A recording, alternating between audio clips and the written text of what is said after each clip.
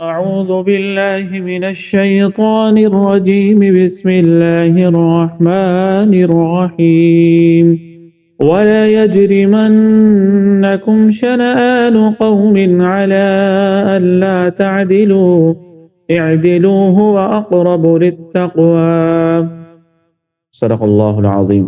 ولا يجرمنكم، اور تمہیں نہ ابھارے، شنآن قوم، کسی قوم کی دشمنی، علی اللہ تعدلوا، اس بات پر کہ تم عدل نہ کرو، اعدلوا، عدل کرو، هو اقرب للتقوی، وہ تقوی کے زیادہ قریب ہے۔ سورہ مائدہ کی اس آیت مبارکہ میں اللہ رب العزت نے یہ ارشاد فرمایا ایمان والوں کو کہ تم کسی قوم کی دشمنی میں عدل و انصاف سے مت ہٹو، کہ کسی کی نفرت میں آ کر اتنی زیادہ نفرت پیدا کر لو کہ تم عدل و انصاف سے ہٹ جاؤ۔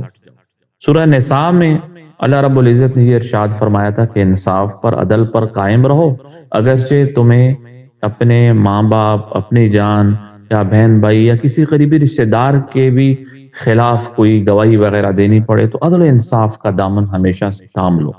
انسان نا انصافی جو کرتا ہے وہ عام طور پر دو وجہ سے کرتا ہے، یا کسی کی محبت میں کرتا ہے یا کسی کی دشمنی میں کرتا ہے۔